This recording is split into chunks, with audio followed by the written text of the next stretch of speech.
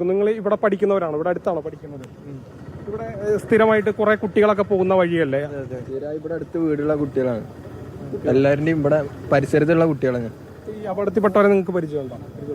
മുഖം നേരെ കണ്ടില്ല, കണ്ടറിയായിരിക്കും, ദിവസം കാണുന്ന കുട്ടികൾ തന്നെ ആയിരിക്കും. ആ സമയത്ത് ഇവിടെ ഇന്ന് പരീക്ഷയായിരുന്നാലും അധികം കുട്ടികൾ ഉണ്ടായില്ല, അതുകൊണ്ടാണ് അപകടത്തിന്റെ തീവ്രത കുറഞ്ഞത്.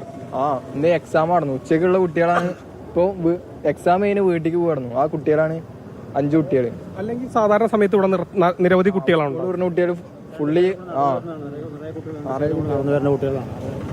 ഫുട്പാത്ത് വേണമെന്നുള്ളത് നിങ്ങളുടെ ഒരു പ്രധാനപ്പെട്ട ആവശ്യമാണ്, പലരും അങ്ങനെ പറയുന്നത്. ആവശ്യമാണ്.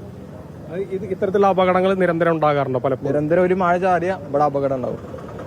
നിരന്തരമായിട്ടുള്ള അപകടമുള്ള സ്ഥലമാണത്. ആ സ്ഥലത്തിന് ഒരു പരിഹാരം ഉടനടി കാണണം. അത് നേരത്തെ MP ഇടപെട്ടിട്ടാണ് ഈ റോഡിന് മിനുസത്തിനുള്ളത് ഒരു JCB ഇട്ട് മാന്തിയിട്ട് ഒരു ഗ്രിപ്പ് ഉണ്ടാക്കി വിട്ടിട്ടുണ്ടായിരുന്നു. പക്ഷെ അത് പൂർണ്ണമായിട്ടും ക്ലിയർ ആയിട്ടില്ല, അത് വീണ്ടും മിനുസമായി. ഇപ്പോൾ ഈ റോഡിന്റെ നിർമ്മാണത്തിലുള്ള അപാകതയാണ് ഈ അപകടത്തിനുള്ള മെയിനായിട്ടുള്ള കാരണം.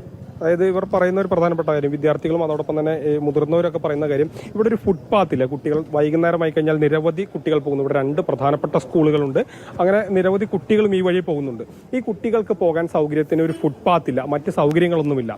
MP നേതൃത്വത്തിൽ നടന്ന ഒരു ചർച്ചയിലാണ്, അതായത് മഴയാകുമ്പോൾ ഇവിടെ സ്ഥിരം ഇങ്ങനെ അപകടങ്ങൾ തുടർക്കഥയാണല്ലോ. അപ്പോൾ അങ്ങനെ വന്നപ്പോഴാണ് ഈ റോഡിന്റെ മിനുസം മാറ്റുന്നതിനുള്ള നടപടികൾ ക്രമീകരിച്ചത്. നമുക്ക് ഇവിടെ കുറച്ചുകൂടി അത് ഒരുപക്ഷെ വ്യക്തമാകും. ഈ രീതിയിൽ പരിക്കനാക്കിയ സ്ഥിതിയിലായിരുന്നു ഈ റോഡ് ഉണ്ടായിരുന്നത്. പക്ഷേ മഴ പെയ്തപ്പോൾ നമുക്ക് ഈ ഭാഗത്തേക്ക്, റോഡിന്റെ ഭാഗത്തേക്ക് വന്നാൽ മനസ്സിലാകും.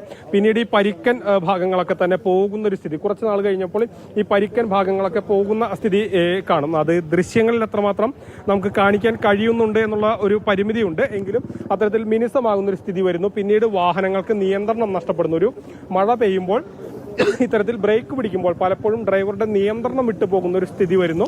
അങ്ങനെ പല അപകടങ്ങൾ ഒരു തുടർക്കഥയാകുന്ന ഒരു പരമ്പര തന്നെ ഈ പ്രദേശത്ത് ഉണ്ടാകുന്നു എന്നുള്ളതാണ് ഈ പ്രദേശവാസികൾ പറയുന്നത്. അതിനൊരു ശാശ്വതമായ പരിഹാരം എന്ത് കാണാൻ കഴിയുമെന്നുള്ളതാണ്. ഇപ്പോൾ നേരത്തെ സംസാരിച്ച മോട്ടോർ വാഹന വകുപ്പിലെ ഉദ്യോഗസ്ഥരടക്കം പറഞ്ഞൊരു കാര്യം, ഈ ഹൈഡ്രോ പ്ലേയിങ് എന്ന് പറയുന്ന ഒരു പ്രതിഭാസം ഇവിടെ വില്ലനായിട്ടുണ്ടോ എന്നുള്ളത് പരിശോധിക്കണം എന്നുള്ളതാണ്. കാരണം ഹൈഡ്രോ പ്ലേയിങ് ഒരുപക്ഷെ ഉണ്ടായിട്ടുണ്ടോ എന്നുള്ളത് അറിയില്ല, അത് പരിശോധിക്കണം. വാഹനം ഏതായാലും ഓവർലോഡ് ആയിരുന്നില്ല. സ്പീഡ് സംബന്ധിച്ച്, വാഹനം സ്പീഡിലാണോ വന്നതിനെ സംബന്ധിച്ചിപ്പോൾ കൃത്യമായൊരു വിവരമില്ല. കാരണം അത് കൂടുതൽ CCTV ദൃശ്യങ്ങളൊക്കെ പരിശോധിച്ചാൽ മാത്രമേ ഈ വാഹനത്തിന്റെ വേഗത സംബന്ധിച്ച് നമുക്കൊരു കൃത്യമായൊരു വിവരം ലഭിക്കൂ. അത് MVI ഉദ്യോഗസ്ഥരും അതോടൊപ്പം തന്നെ പോലീസും പരിശോധിക്കുന്നുണ്ട്.